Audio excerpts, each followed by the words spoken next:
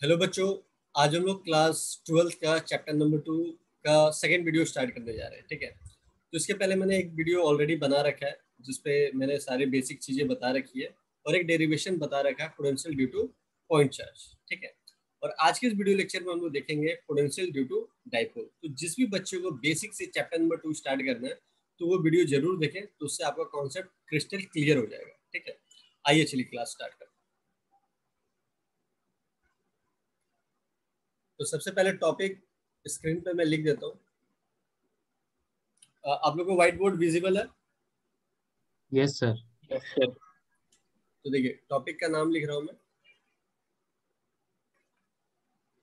Potential due to dipole. ठीक है, तो डाइपोल क्या है ये आप लोग को चैप्टर नंबर 1 में मैंने बता रखा है ना। डाइपोल क्या होता है? यस दो सर। चार्ज हम लोग लेते हैं, है ना। दोनों चार्ज क्या होता है, नेचर वाइज अलग अलग होता है। एक नेगेटिव होता है तो दूसरा क्या होता है, पॉजिटिव होता है। ठीक है, और उसको एक फाइनाइट डिस्टेंस पे रखा जाता है। तो जिसको 2L ले लो, 2A ले लो, नॉट द बिग डील। ठीक है, तो मैंने यहाँ पे 2L ले लिया। ठीक है, उसके बाद जो पॉइंट पे हम लोग निकालने जा रहे हैं उस पॉइंट को मैंने यहाँ पे रखा है, पॉइंट P को। ठीक है, उसके बाद इसको अगर यहाँ से जोड़ते हैं तो that would be the position vector. आप लोगों को पता है उसको पोजीशन वेक्टर बोलते हैं। ठीक है, तो इसके डिस्टेंस का नाम दे दिया हमने R1 और इसके डिस्टेंस का नाम दे दिया मैंने R2। ठीक है, उसके बाद मैंने यहाँ से एक और लाइन ड्रॉ कर दिया है जिससे हमें एंगल यहाँ का पता चलेगा। ठीक है, अब देखो ध्यान से मैं एक बात बताने जा रहा हूँ, बड़ा ही इंपॉर्टेंट कॉन्सेप्ट है।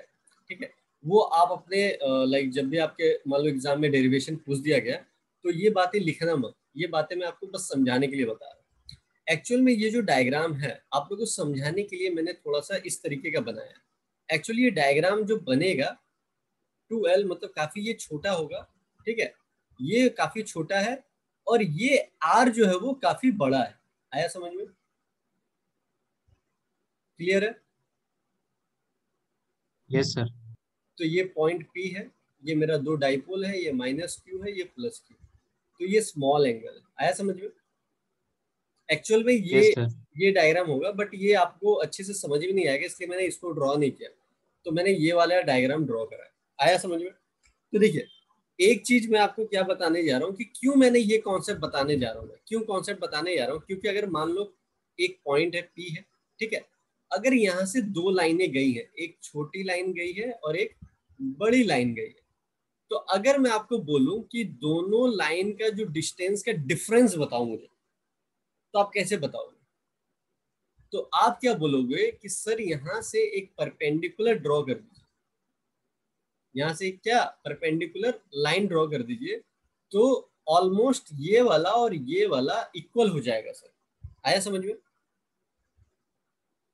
Hello. Yes sir.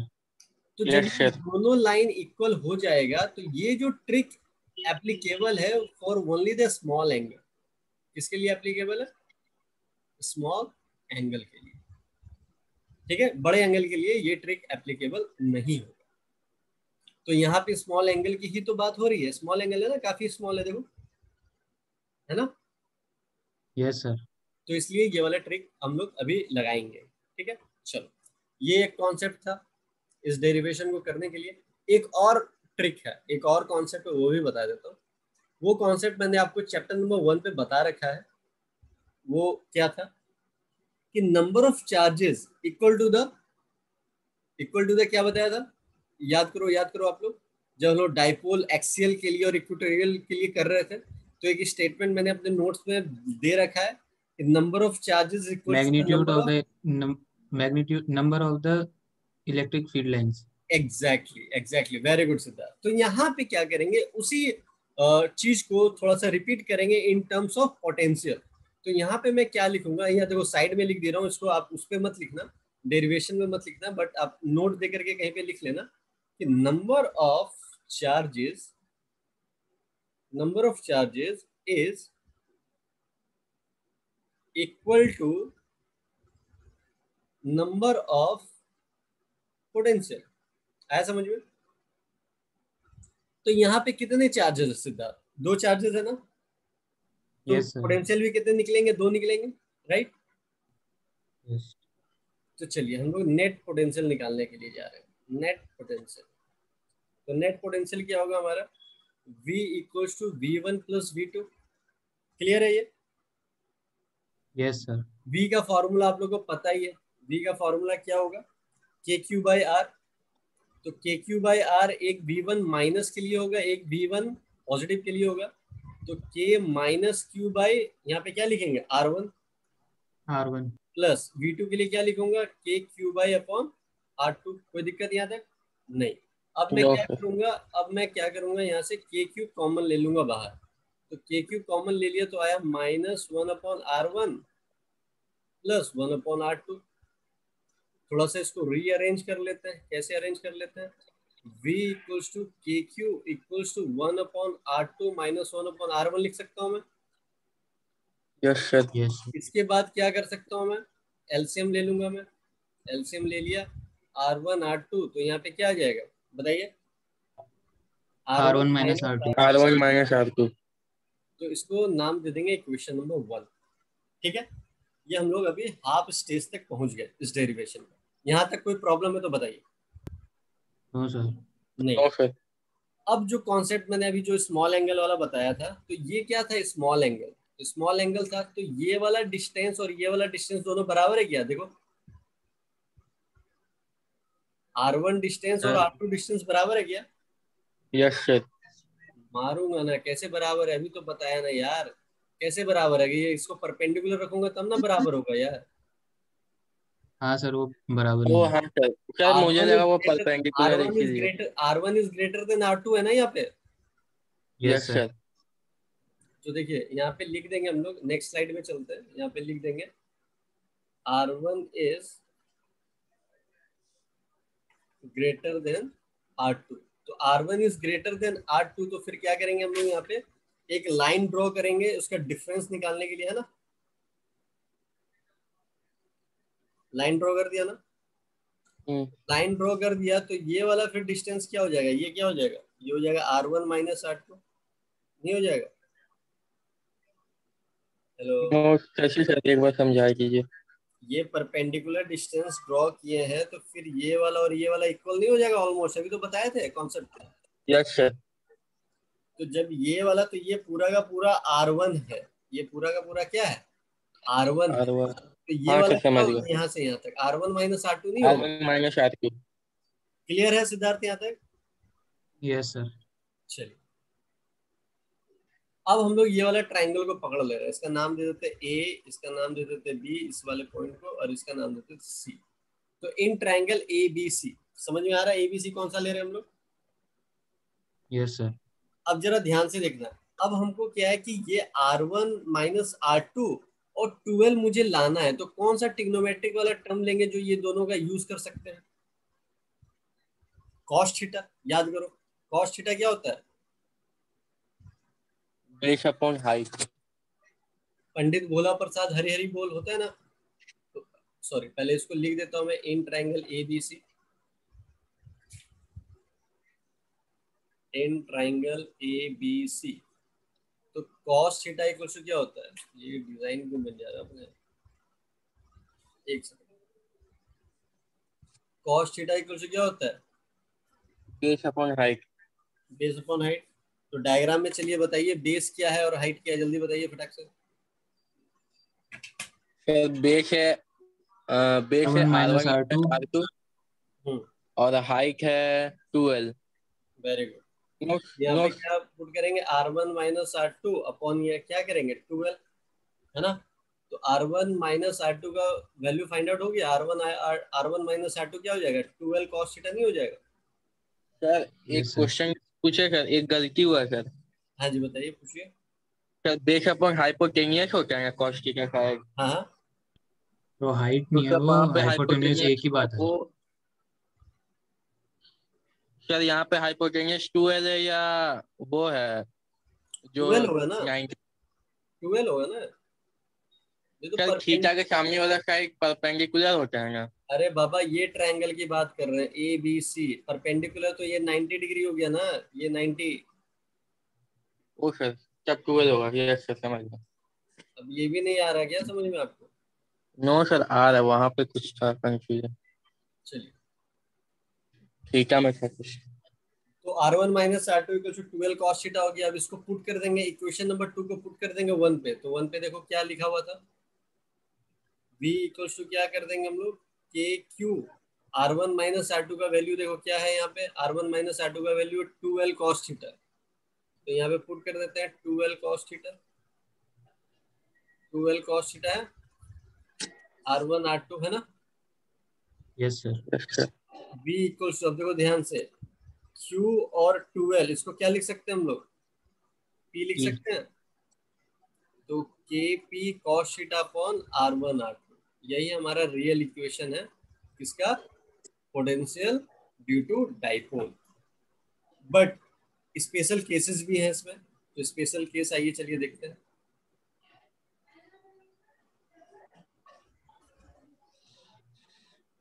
Special case वहां तक समझ में आ गया, जो ओरिजिनल मतलब इक्वेशन तक हम लोग गए, यहाँ तक ये जो ब्रैकेट मैंने डाला है यहाँ तक कोई दिक्कत है? No sir. सर थोड़ा सा वो क्लियर कर दो, जो कॉन्सेप्ट बीच में बताया था, कौन सा बताए? जो परपेंडिकुलर डालने के बाद जो अपोजिट साइड्स इक्वल हो जा रही है वो ड्रॉ करके एक बार दोबारा डायग्राम से। जैसे ये पॉइंट है, ठीक है, ये पॉइंट है, अब इस पॉइंट पे एक लाइन छोटी गई, एक लाइन बड़ी गई, तो अगर मैं पूछूं कि दोनों का डिफरेंस क्या है, तो आप क्या बोलोगे, एक परपेंडिकुलर लाइन खींच दिया, तो परपेंडिकुलर लाइन खींचने से क्या होगा, ये वाला और ये वाला इक्वल हो जाएगा, तो ये लंबा माइनस ये कर दोगे तो बाकी का निकल नहीं जाएगा। Yes sir. सर समझ गया। Yes sir. आया समझ वैसे था? यस सर आ गया। चलो, तो स्पेशल केस क्या है, तो पहला केस है हमारा, पहला केस बनता है व्हेन पॉइंट पी,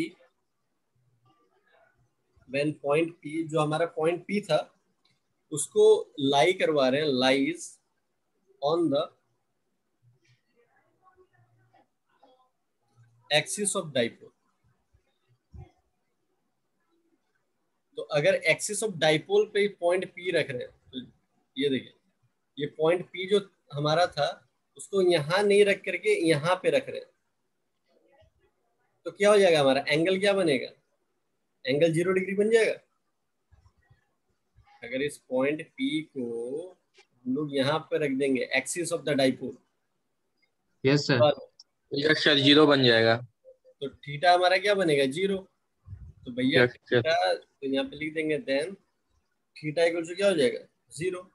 तो अब 0। देखो हमारा जो फाइनल इक्वेशन बना था, यहाँ पे मैं लिख देता हूँ, फाइनल इक्वेशन हमारा क्या आया था, फाइनल इक्वेशन आया था v इक्वल्स टू के P cos theta upon R1 R2, ठीक है। अगर हाँ, एक बार और क्वेश्चन यहाँ पे उठता है कि अगर इसको वेक्टर फॉर्म में लिखना है तो कैसे लिखोगे, अगर इसको वेक्टर फॉर्म में एग्जाम में आ जाए कि write the equation of potential due to dipole in the vector form, ठीक है, तो कैसे लिखोगे वो भी बता देता हूँ यहाँ पे। तो उसको वेक्टर फॉर्म में लिखने के लिए क्या करोगे, के पी वेक्टर, ठीक है, ये कॉस थीटा हटेगा मतलब डॉट प्रोडक्ट लगेगा, ठीक है। यस उसके सर। बाद हमको डायरेक्शन भी देना है, तो डायरेक्शन कैसे देंगे हम लोग, अच्छा इसके पहले भी एक चीज और बताता हूँ, क्या बताता हूँ, अगर मेरा ये R1 R2 इक्वल हो गया तो क्या बोलेंगे हम लोग, अगर मेरा ये R1 R2 मेरा इक्वल हो गया, 0 आ जाएगा उनका डिफरेंस। एग्जैक्टली तो बट इक्वेशन क्या आएगा, अगर R1 R2 अगर मैथमेटिकल रूप से हम देखें कि R1 R2 अगर मेरा सेम हो गया, तो हम लोग क्या लिख सकते हैं, उसको लिख सकते हैं K P cos theta upon R square, yes sir. लिख सकते हैं ना, ये कब लिख सकते हैं, if R1 equal R1 to R2 R2, R2। लिख सकते हैं ना जी, यस सर। ठीक है। अब इसको हम लोग वेक्टर फॉर्म में लिखने जा रहे हैं, तो वेक्टर फॉर्म में क्या होगा, कॉस थीटा हटेगा तो क्या हो जाएगा, कॉस थीटा हटेगा तो बताइए क्या होगा, सर डॉट प्रोडक्ट डॉट लगेगा। प्रोडक्ट लगेगा। बट डायरेक्शन के लिए तुमको एक चीज और बताया था मैंने कि यूनिट वेक्टर लगता है, यूनिट तो वेक्टर। आर कैप लगा दूंगा और नीचे हमारा आर स्क्वायर तो रहेगा ही रहेगा। अब तुम बोलोगे सर आर कैप क्यों लगाया, तो R cap is a unit vector और उसका मैग्नीट्यूड 1 होता है। आया समझ में? जिसका Yes, मैग्नीट्यूड क्या यस होता है? सर 1 होता है। तो इसको हम लोग वेक्टर फॉर्म में ऐसे करके लिखेंगे। आया समझ में? यस सर चलिए, इसके सर बाद आ जाते हैं back to this question. When point P lies on the axis of the dipole, तो देन थीटा इक्वल टू क्या हो जाएगा? 0। तो जब थीटा हमारा 0 हो जाएगा तो हमारा इक्वेशन क्या बनेगा फिर? V इक्वल टू क्या बनेगा? KP KP upon R square बनेगा। Yes sir. सर चलिए, सेकेंड पॉइंट, अगर when point P lies on the equatorial plane of the dipole, तो फिर हमारा थीटा क्या हो जाएगा? इक्वेटोरियल प्लेन मतलब परपेंडिकुलर, तो थीटा क्या हो जाएगा? 90 डिग्री। 90. तो 90 डिग्री में क्या हो जाएगा हमारा? V क्या आ जाएगा? 0, क्योंकि cos 90 क्या होता है? 0। आया समझ में? यस सर तो जैसा कि अभी सिद्धार्थ ने बताया था सर 0 हो जाएगा, तो R1 इक्वल टू R2 का मतलब क्या हो गया? वो परपेंडिकुलर होगा डाइपोल के। आया समझ? यस सर क्लियर है? तो आई होप आप लोग को सारी चीजें क्लियर हुई होंगी। तो नेक्स्ट वीडियो में हम लोग इसके आगे का कॉन्सेप्ट देखेंगे, और कोई भी दिक्कत, कोई भी डाउट्स है तो आप लोग कमेंट करके बताना, और लाइव सेशन में आकर के उसको क्लियर किया जाएगा। तो मिलते हैं नेक्स्ट वीडियो में न्यू कॉन्सेप्ट के साथ। Till then bye bye, take care.